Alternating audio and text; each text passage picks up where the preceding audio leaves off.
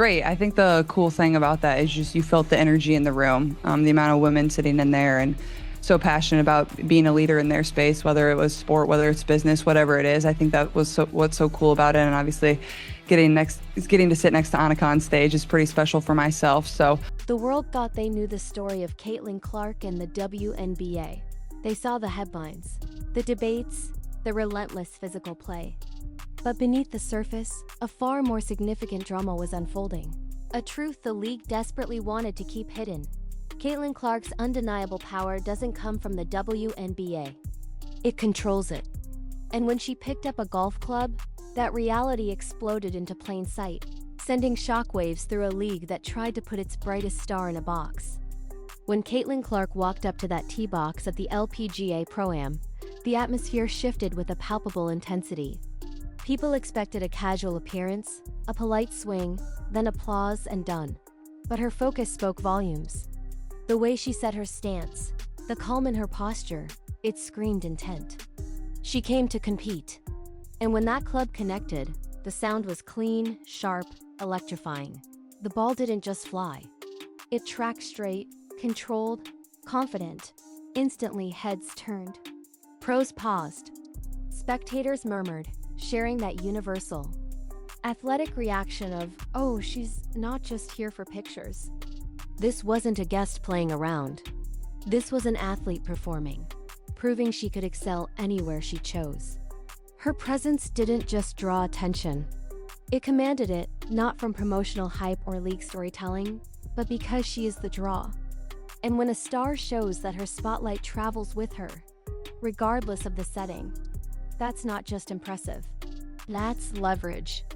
The LPGA recognized this immediately, handling her in a way the WNBA still struggles to grasp. They didn't hesitate, didn't tiptoe, didn't balance the attention for fear someone might feel overshadowed. They saw Caitlin Clark and understood pure value, pairing her with Nelly Korda, the top golfer in the world. This wasn't random, it was deliberate. They placed Caitlin next to the face of their sport because they weren't threatened by her spotlight. They welcomed it. Crowds didn't just watch. They formed lines down the fairway, shoulder to shoulder. The energy, the anticipation, the excitement of something authentic was palpable. The LPGA didn't try to minimize her. They showcased her, highlighted her. They leaned in, understanding her presence elevated everyone. Meanwhile, back in the WNBA, the narrative was far more insidious. Caitlin Clark didn't enter the league quietly. She arrived with the kind of hype not seen in decades. Record ratings, unprecedented ticket sales, merchandise flying off shelves, arenas that had never sold out suddenly packed like playoff crowds. She brought a tidal wave, and instead of riding it, the league tried to pretend the water was calm. From day one, veteran players were physical, not just competitively, but with targeted cheap shots, leg bumps, and full-court harassment. And the league? They stayed silent. No fines, no statements, no emphasis on protecting the face of the league. Commentary around the WNBA pushed the idea that Caitlin's popularity was overrated, that she wasn't special, that her fans were mere bandwagon casuals, all while every ticket she touched instantly vanished. It wasn't just mishandling. It was outright denial. The league had a cultural phenomenon in its hands and treated it like a scheduling inconvenience. Caitlin, to her credit, didn't snap back, didn't complain. She just kept hooping. But fans noticed. Sponsors noticed. Executives noticed. Thousands of miles away, while Caitlin shone on the golf course, WNBA Commissioner Kathy Engelbert was undoubtedly refreshing numbers, analyzing projections and emailing committee rooms with urgent subject lines like, "We need to discuss optics." When LPGA broadcast numbers surged, event attendance spiked, and highlight clips went viral not because of golf, but because Caitlin Clark was there. It hit Engelbert like a surprise mid-season salary cap review. Caitlin's star power doesn't belong to the WNBA. It belongs to the audience. And the worst-case scenario for any commissioner is the audience, realizing they don't need your league to see the player they love. Suddenly, sponsors started asking dangerous questions. Can we activate Caitlyn without the WNBA involved? Can we run dual sport campaigns? Can we shift spend toward golf? That right there was the true panic trigger. Because the WNBA hadn't just been using Caitlyn's star power. They'd been depending on it. And dependency without control is a commissioner's nightmare. Engelbert's entire balance the spotlight approach began to look less like leadership and more like desperate fear. Fear of a reality where the biggest revenue driver the league has ever had doesn't actually need the league to thrive. On that golf course, Caitlyn wasn't a target. She wasn't a storyline people argued about. She wasn't the rookie who needed to earn it. She was an athlete among athletes. Nelly Korda didn't see Caitlyn as competition for attention. She saw her as a partner, elevating the entire moment. Players laughed with her, offered tips, welcomed her into their space with no jealousy, no side-eye, no prove you belong here energy. It was respect by default. And you could see the difference etched into Caitlyn's shoulders, her expressions, the ease in her posture. She looked like someone who could finally exhale. Compare that to her WNBA season where every game felt like a trial hard fouls. Dismissive commentary, constant undermining of her impact. In golf, Caitlyn didn't have to fight for space, didn't have to justify her presence, didn't have to shrink to make others comfortable. She was simply allowed to shine naturally. And when an athlete feels genuinely appreciated, understood, and welcomed, they never forget that. Just when it seemed the situation couldn't escalate further, one person entered the picture who changed everything. An invitation, not from just anyone, but from Michael Jordan himself. Not merely the greatest basketball player ever, but the undisputed blueprint for transforming athletic excellence into generational influence. Jordan invited Caitlyn to Grove 23, his private course, a place where champions, investors, ownership figures, and power brokers meet. If the LPGA event was a spotlight, Grove 23 was the boardroom. You don't get invited there because you're popular. You get invited because you're significant. Jordan saw what the WNBA refused to acknowledge. Caitlyn Clark is not just a high-scoring guard. She's a bona fide cultural force. And the best part? Jordan didn't just play golf with her. He talked to her about longevity, about brand power, about controlling your image instead of letting others control it for you. Somewhere, Kathy Engelbert was probably whispering in a meeting room. She's slipping away. Because when Michael Jordan validates your path, you don't stay small. Jordan wasn't the only one who noticed. Business leaders did too. Caitlyn's crossover impact sent a crystal clear message corporate sponsors immediately understood. This is not a league-driven star. This is a consumer-driven star. That distinction changes everything. When a league creates a star, the league controls their value.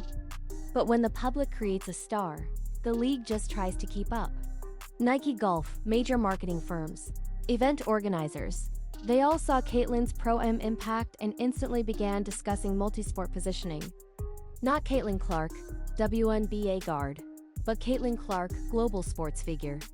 That's Serena-level positioning. That's Tiger-level positioning. That's Naomi Osaka-level influence potential.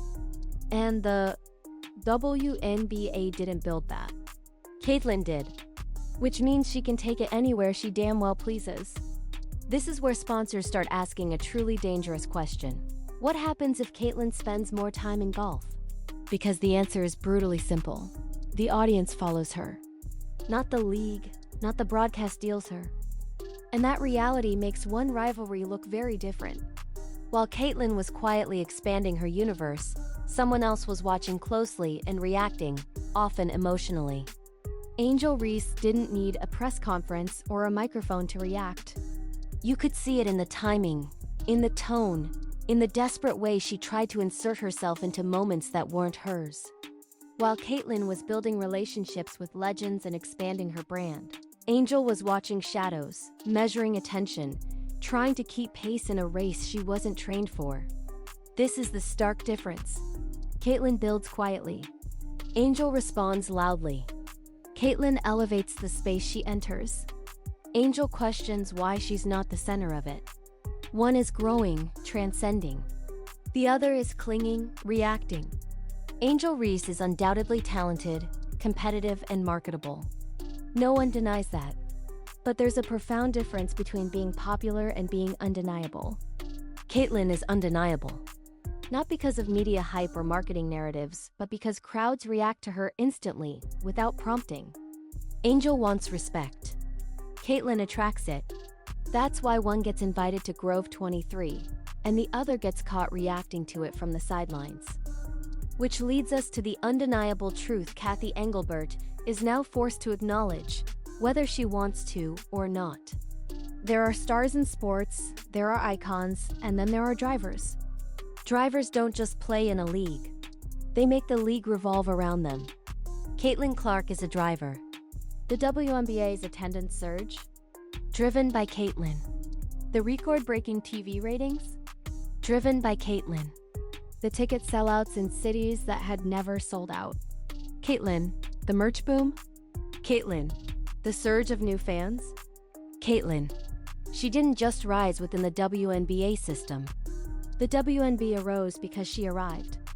And that is the exact scenario Cathy Engelbert tried so desperately to avoid. Because when one player becomes the engine, the league needs them more than they need the league. And now fans know it, sponsors know it, executives know it, and Caitlin definitely knows it. She doesn't have to leave the WNBA to show her power. All she has to do is walk into another sport, and the spotlight follows. So the question becomes, what does Caitlin Clark do next? Her return to golf this year isn't a side project. It's calculated positioning. Positioning for brand expansion, for ownership level influence, for a multi-sport legacy, the kind very few athletes ever achieve. But here's the key. She has to reconnect directly with the fans who supported her from Iowa to the pros. Not with marketing, not with speeches, but with genuine presence. The infectious smile, the pure joy, the accessibility, the signature thank you. She gives to every kid waiting behind the rope. Because Caitlin's power isn't just athletic. It's profoundly relational. People don't just watch her.